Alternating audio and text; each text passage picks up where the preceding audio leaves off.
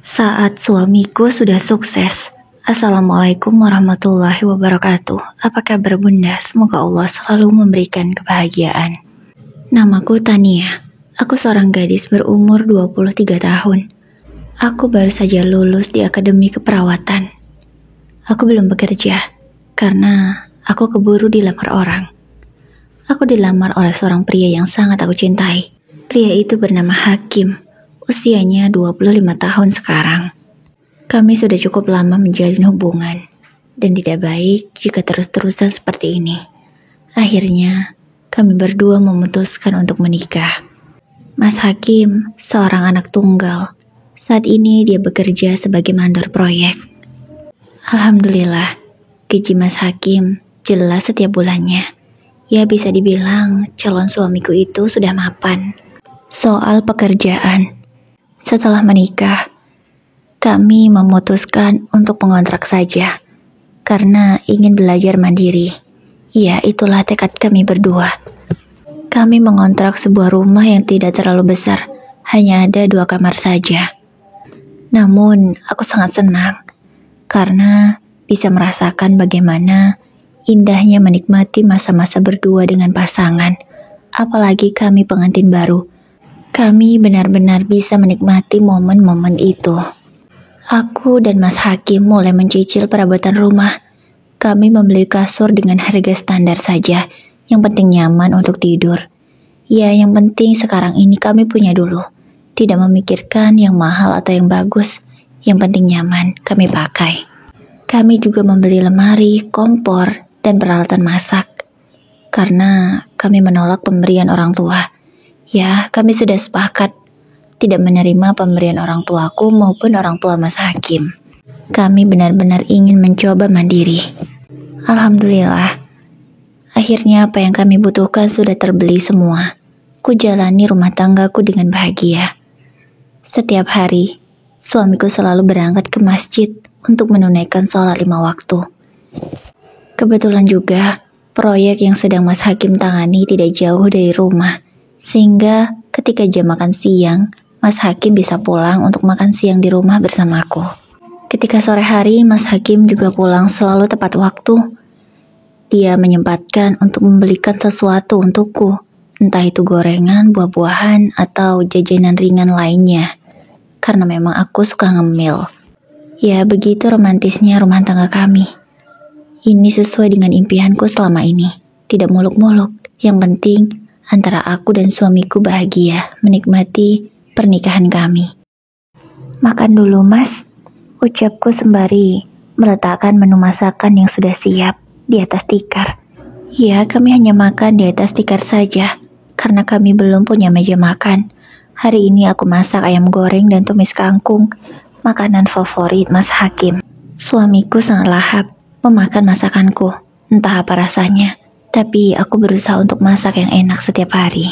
Sebenarnya dari dulu aku bisa masak, tapi masak yang gampang-gampang saja. Kalau yang susah-susah aku belum bisa. Namun setelah menikah aku berusaha belajar agar suamiku tidak bosan dengan menu masakan yang itu-itu saja. Aku mencoba memasak rendang. Ya, meskipun aku dibantu dengan bumbu instan. Tapi alhamdulillah suamiku suka dan tidak pernah protes. Yang penting aku menyediakan makanan di rumah. Begitulah kehidupan rumah tanggaku berjalan bahagia. Hingga tak terasa aku sudah telah datang bulan. Ini masuk pernikahanku yang kedua bulan. Setelah aku melakukan tes kehamilan, alhamdulillah aku positif garis 2. Aku segera menyimpan tes pack itu. Aku ingin memberi kejutan untuk Mas Hakim. Di malam harinya, saat suamiku sudah beristirahat, ku berikan tes pack itu yang sudah kutaruh di dalam kotak yang sangat cantik. Aku sengaja membungkusnya agar Mas Hakim terkesan dengan kejutan malam ini. Mas, aku punya sesuatu untuk kamu, ucapku sembari menyerahkan kotak itu. Apa ini sayang? Aku kan gak ulang tahun, kok kamu kasih hadiah segala sih? Jawab Mas Hakim. Udah buka aja. Suamiku segera membuka kado itu. Betapa bahagianya dia setelah melihat apa isi di dalamnya. Ini tes pack kan? Tanya suamiku dengan wajah yang begitu bahagia. Iya mas, itu tes packku. Aku positif. Jawabku sembari tersenyum. Alhamdulillah. Mas Hakim segera menghambur memelukku dengan erat. Dia juga menciumi pipi dan keningku berkali-kali. Alhamdulillah sayang, akhirnya kita diberi kepercayaan. Makasih ya Tania, makasih banget, ucap suamiku lagi. Malam itu kami larut dalam kebahagiaan. Tak bisa diungkapkan dengan kata-kata lagi. Rezeki yang bertubi-tubi selalu menghampiri. Beberapa bulan berlalu, usia kandunganku semakin besar. Kini perutku sudah terlihat buncit. Mas Hakim juga membelikanku banyak buah-buahan serta susu. Dia mau aku dan anaknya selalu sehat. Makanya Mas Hakim menjadi suami yang siaga dan lumayan cerewet. Dia selalu menanyakan aku sudah makan buah belum, sudah minum vitamin belum, sudah minum susu belum. Itulah perhatian suamiku. Aku sangat bahagia sekali, karena sesuai dengan harapanku. Mempunyai suami yang romantis, suami yang perhatian saat aku hamil. Mas Hakim tidak pernah yang namanya membentak. Tutur katanya selalu lembut padaku. Dia memanjakanku. Bahkan meskipun dia sibuk bekerja, selalu menyempatkan waktu untuk membantuku melakukan pekerjaan rumah. Dia melarangku kelelahan. Jadi bisa dibilang, banyak pekerjaan rumah yang Mas Hakim kerjakan daripada aku sendiri. Aku sangat bahagia dengan perlakuan Mas Hakim. Bulan demi bulan berlalu, kini usia kandunganku sudah masuk yang ke-9 bulan. Alhamdulillah kandunganku sehat walafiat, tidak ada masalah. Namun saat aku melakukan pemeriksaan terakhir kalinya, didapati bahwa anakku, kepalanya belum menuju jalan lahir. Posisinya masih melintang. Waktu pemeriksaan sebelum ini, memang posisi anakku sudah melintang dan dokter menyarankan agar aku sering-sering sujud. Mana tahu anakku mau berubah posisi ke jalan lahir. Namun sampai tanggal yang ditentukan, anakku belum juga berubah posisi. Masih tetap sama, dia masih melintang sehingga mau tidak mau aku harus segera melakukan operasi sesar. Sebenarnya aku takut, tapi demi anakku, aku harus melakukannya. Kukumpulkan keberanian ini. Aku dan suamiku segera membuking kamar. Mas Hakim membuking kamar VIP untukku, karena dia tidak mau auratku terlihat banyak orang. Mas Hakim mau aku nyaman, dan aku bisa membuka hijab kapanpun aku mau. Dan dipertimbangkan juga, keluarga Mas Hakim keluarga besar.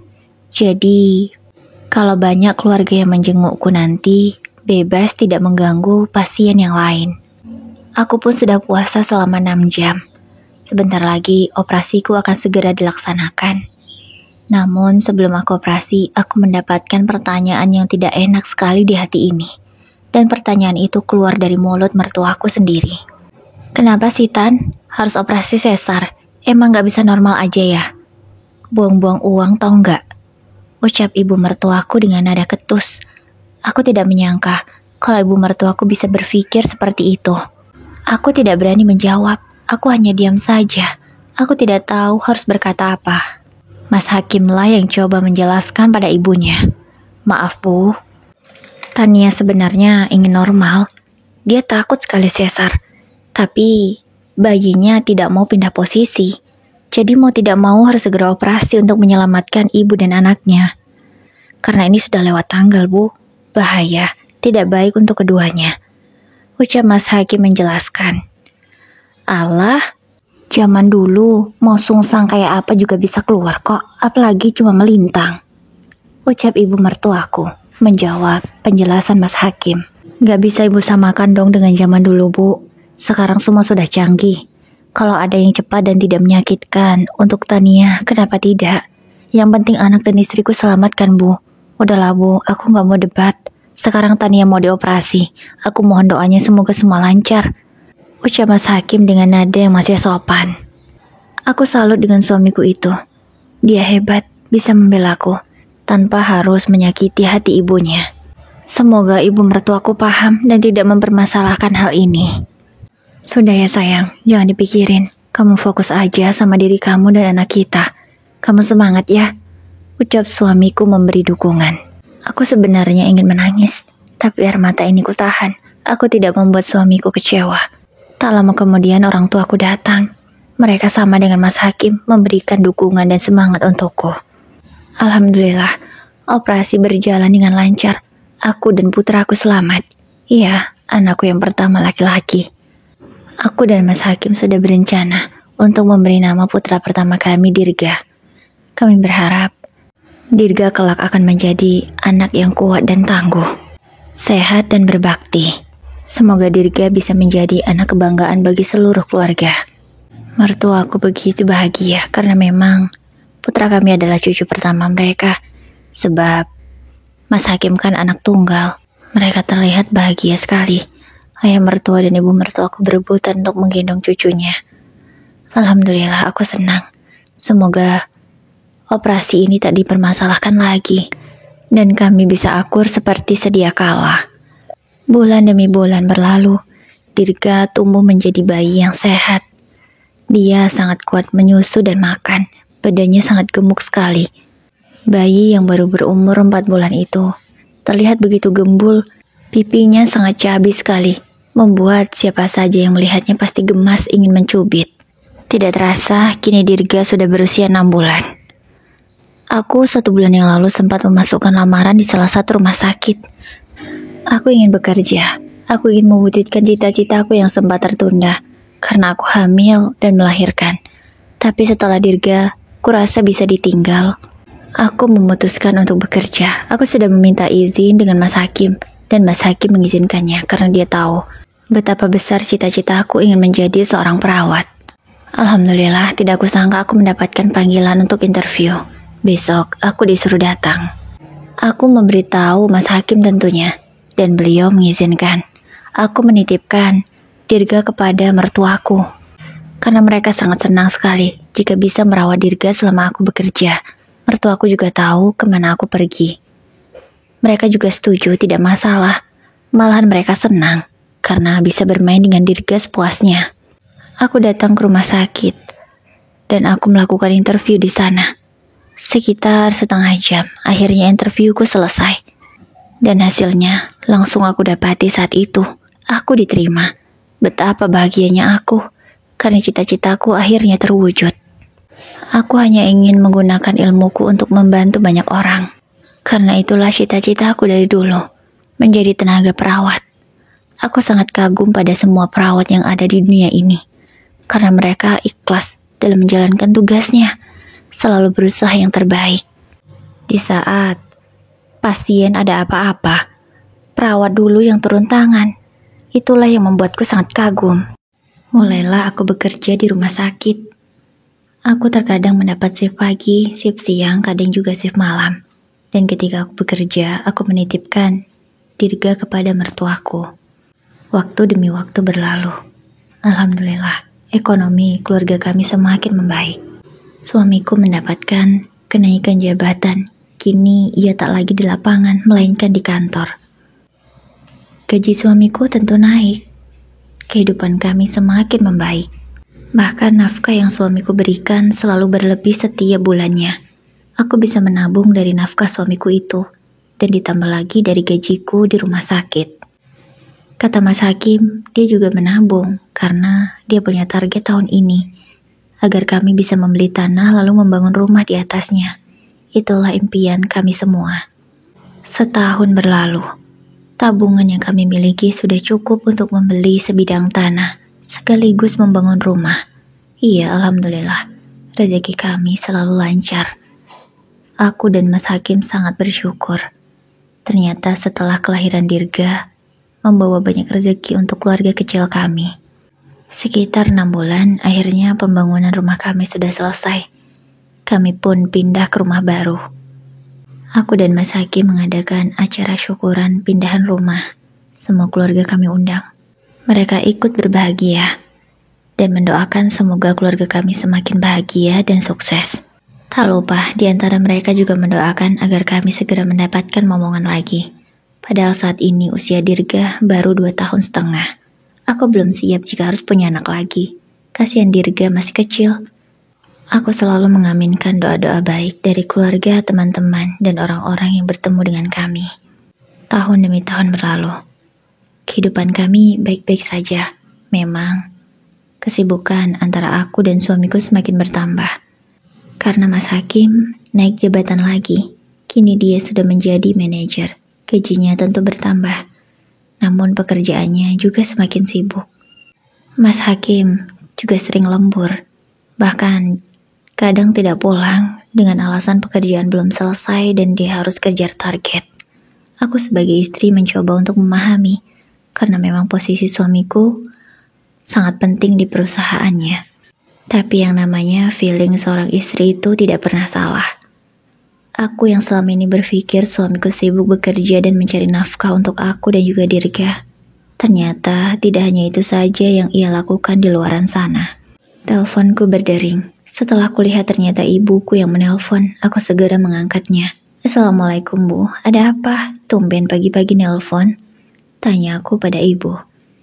Gak ada apa-apa Tan, ibu cuma mau nanya kamu mau kemana. Kalau kamu mau pergi, ibu nitip sesuatu ya? Tanya ibu. Aku gak kemana-mana Bu, aku di rumah. Hari ini aku juga gak kerja, lagi libur. Jawabku. Loh, bukannya Hakim tadi sedang memboncengmu ya? Aku berpikir sejenak, apa yang ibu maksud? Aku kan tidak kemana-mana pagi ini. Lalu, siapa yang Mas Hakim bonceng? Batinku. Aku mengalihkan pembicaraan ke arah yang lain. Aku tidak ingin ibu kepikiran. Di malam hari, aku memaksa agar Mas Hakim pulang ke rumah. Aku ingin menanyakan apa yang ibu lihat tadi pagi. Mas, ibu tadi pagi lihat kamu bonceng seseorang. Kamu bonceng siapa Mas? Tanya aku langsung to the point. Kamu ngomong apa sih? Mungkin ibumu salah lihat. Aku kan tadi pagi berangkat kerja seperti biasanya. Emang aku gonceng siapa? Gak gonceng siapa-siapa tuh, aku sendiri. Jawab suamiku tanpa terlihat sedikit pun kegugupan di sana. Membuatku sangat bingung sekali. Seperti tidak ada hal yang mencurigakan, semua terlihat normal. Hingga akhirnya, 1 minggu setelah ibuku melihat Mas Hakim berboncengan dengan wanita lain, Mas Hakim berkata ingin membeli mobil baru. Aku sedikit terkejut karena aku dari kemarin ingin segera membeli mobil, Mas Hakim belum menyetujuinya. Tapi sekarang secara tiba-tiba suamiku ingin beli mobil. Karena merasa senang, aku langsung setuju. Dan beberapa hari kemudian, mobil baru itu sudah terparkir di halaman rumah. Aku sangat senang sekali. Akhirnya mobil impian terbeli juga. Namun semenjak punya mobil itu, suamiku menjadi semakin sering sibuk. Dalam seminggu, suamiku hanya pulang ke rumah 2 atau 3 kali saja. Selebihnya dia sibuk di kantor katanya. Aku percaya saja pada Mas Hakim. Aku tidak mungkin curiga karena suamiku lelah mencari nafkah. Aku tak ingin membuatnya stres dengan aku yang protes. Aku berusaha menerima meskipun kami sekarang jarang bisa bercerita dan bercanda tawa. Mas Hakim memang jarang ada waktu, terutama untuk Dirga. Tapi aku yakin, kalau suamiku itu di luaran sana baik-baik saja dan tidak macam-macam. Aku percaya Mas Hakim. Dia lelaki yang baik dan soleh. Tapi di suatu hari, ada seseorang yang mengirimkan foto. Fotonya tidak jelas. Namun dari interior mobilnya sangat mirip sekali dengan mobil Mas Hakim. Tapi ada wanita di samping suamiku. Siapa sebenarnya? Itu benarkah mobil suamiku atau hanya mirip saja? Namun apa maksud nomor tidak dikenal ini mengirimkan foto itu? Fotonya dari belakang. Namun dari pundak laki-laki yang wanita itu sandari sangat mirip sekali dengan suamiku. Apa benar itu suamiku? Karena merasa penasaran, aku ingin langsung menyelidikinya sendiri. Kalau bertanya rasanya percuma, pasti Mas Hakim tidak akan mau mengakuinya. Aku menyuruh seseorang, orang yang sangat aku percaya, untuk menyelidiki masalah ini. Semoga yang aku takutkan tidak terjadi. Aku tidak sanggup jika suamiku ketahuan bermain api di belakangku. Semoga saja tidak ya Allah, kabulkanlah doaku ini. Aku terus berdoa setiap hari, agar apa yang aku takutkan bukan itu yang terjadi. Aku ingin rumah tanggaku dan Mas Hakim baik-baik saja. Kami sudah memiliki segalanya. Aku tidak mau rumah tanggaku hancur karena suamiku bermain serong. Orang kepercayaan yang aku suruh untuk menyelidiki akhirnya memberikan informasi. Dan sesuai dengan dugaanku, benar, suamiku memang bermain api di belakangku. Dia selingkuh dengan seorang wanita. Wanita itu seorang janda beranak satu. Usia anaknya sama dengan Dirga. Ya, dan lebih gilanya lagi, usia wanita itu sama denganku. Kenapa suamiku selingkuh dengan wanita? Usianya sama, janda pula, anak satu juga. Kenapa bisa begini ya Allah? Aku rasanya tidak sanggup menerima kenyataan ini. Di saat aku dan suamiku sudah bisa memiliki semuanya, kenapa ini harus terjadi? Benarkah kata pepatah? Laki-laki diuji ketika ia memiliki segalanya, sementara perempuan diuji ketika suaminya tidak punya apa-apa. Apakah pepatah itu berlaku untuk keluargaku juga? Aku tidak berharap semua ini. Tapi kenyataannya suamiku memang selingkuh dengan seorang janda. Orang suruhanku itu juga mengirimkan bukti foto. Aku langsung mengeprint semuanya. Akan kutanyakan langsung pada Mas Hakim, dan akan kujadikan foto itu sebagai barang bukti. Aku tidak terima dikhianati. Tekadku sudah bulat untuk bercerai. Mas, apa maksud semua ini? Tanyaku sembari melemparkan foto-foto yang sudah aku print. Seketika mata Mas Hakim terbelalak melihat apa yang ada di depannya. Kamu dapat dari mana foto-foto ini? Tanya Mas Hakim emosi. Tidak perlu kamu tahu aku dapat dari mana, Mas. Yang jelas, coba kamu katakan padaku, apa alasannya kamu selingkuh dengan wanita itu? Kenapa, Mas, kamu selingkuh?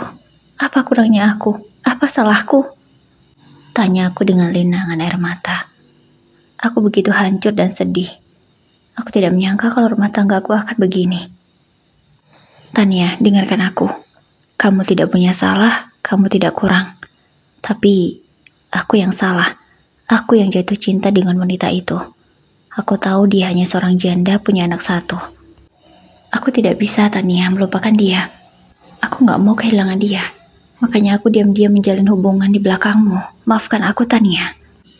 Ucap Mas Hakim menjelaskan. Aku hanya tertawa perih. Bisa-bisanya, suamiku beralasan selingkuh karena dia mencintai wanita itu. Lalu, aku dan Dirga, ia anggap apa? Baiklah, Mas, kalau memang kamu mencintai wanita itu dan anaknya, aku dan Dirga akan pergi dari kehidupanmu. Karena aku tidak mau diduakan. Aku juga tidak mau Dirga terus-menerus mengemis perhatianmu. Karena ayahnya yang terlalu sibuk. Ada kamu atau tidak sepertinya sama saja, Mas. Selama ini kamu tidak pernah ada waktu untuk dia. Karena waktumu habis untuk memperhatikan anak dari wanita lain yang bukan darah dagingmu sendiri. Ucapku dengan tegas. Mendengar ucapanku, Mas Hakim langsung berdiri. Dia menatapku nanar. Baik, kalau kamu mau cerai, aku tidak peduli. Lagi pula, kamu mana bisa hidup tanpa aku? Selama ini kan semuanya dari aku. Kamu bisa apa? Tapi ingat, kamu jangan tinggal di sini lagi. Dan keluarlah, bawa anakmu. Dan bawa bajumu saja. Jangan bawa hartaku sedikit pun. Ucapnya dengan bengis. Aku hanya bisa menarik nafasku panjang. Aku segera pergi dari hadapan Mas Hakim. Ku beresi baju-bajuku. Dan ku gendong Dirga yang sudah tidur. Aku pulang ke rumah orang tuaku. Karena hanya itulah satu-satunya tempat untuk aku pulang. Aku tak punya tujuan lain. Sesampainya di rumah orang tuaku, mereka sangat terkejut. Aku sudah menceritakan semuanya. Ayahku awalnya tidak percaya. Karena selama ini yang ia tahu Mas Hakim selalu baik dan menjadi suami yang bertanggung jawab. Tapi ternyata semua itu hanya kepalsuan. Setelah ia mendapatkan segalanya, Mas Hakim seakan lupa kalau dari dulu yang menemani susah adalah kami. Ketika hidupnya sudah enak, malah kami disia-siakan. Aku menangis kalau mengingat semua itu. Tapi aku tidak boleh terpuruk seperti ini. Aku harus bangkit. Dia saja yang menyakitiku sedang bersenang-senang dengan wanita lain. Kenapa aku harus menangis? Aku ini benar, aku tidak salah. Aku tidak boleh lemah. Aku harus berjuang demi Dirga. Aku sudah mengajukan gugatan cerai ke pengadilan. Gugatanku langsung dikabulkan karena alasanku sangat jelas. Aku juga punya bukti yang sangat nyata. Dan Mas Hakim tidak pernah datang di acara persidangan, sehingga perceraian kami semakin cepat diputuskan. Aku tidak mendapatkan harta sepeser pun dari Mas Hakim, aku tidak masalah. Aku masih bisa usaha sendiri. Selain menjadi perawat di rumah sakit, aku juga merambah dunia jualan online. Karena sangat menjanjikan di masa yang sekarang ini. Dari hasil jualan online, aku sudah bisa beli kendaraan sendiri. Meskipun hanya motor bekas, tapi alhamdulillah, aku bisa bekerja menggunakan motor itu. Tidak menyusahkan orang tua lagi. Kalau kalian tanya, apakah aku tidak marah pada wanita yang sudah merebut suamiku? Jawabannya tidak. Karena bagiku, kalau ada yang selingkuh adalah yang salah yang sudah punya pasangan. Karena seharusnya, kalau sudah punya pasangan bisa menjaga mata dan hati, bukan jelalatan. Harus bisa menundukkan pandangan. Ini malah mencari kesenangan di luar. Sementara yang di rumah, dia abaikan. Jadi bagiku yang salah adalah Mas Hakim. Jadi aku tidak menyalahkan wanita itu. Setahun setelah perceraian kami, alhamdulillah, dari hasil jualan onlineku dan kerjaku di rumah sakit, aku sudah bisa membeli rumah, meskipun rumah sederhana. Ukurannya juga kecil, tidak sebesar rumahku dengan Mas Hakim dulu. Tapi rumah ini sangat nyaman untuk aku dan Dirga. Kabar terakhir yang aku dengar soal Mas Hakim, dia dipecat dari kantornya. Aku tidak tahu apa penyebabnya. Hanya kabar itu saja yang aku dengar. Ya, mungkin itu salah satu karma yang Mas Hakim terima karena dia tidak bertanggung jawab terhadap Dirga. Setelah kami bercerai sama sekali, tidak pernah sekalipun Mas Hakim memberi nafkah untuk anaknya. Ya, karma itu pantas ia dapatkan. Hati-hati bagi para suami yang bercerai. Kalau kalian ada anak dari mantan istri kalian, jangan pernah lalai memberi nafkah kalau tidak mau mendapatkan karma seperti Hakim. Jadilah laki-laki dan ayah yang bertanggung jawab.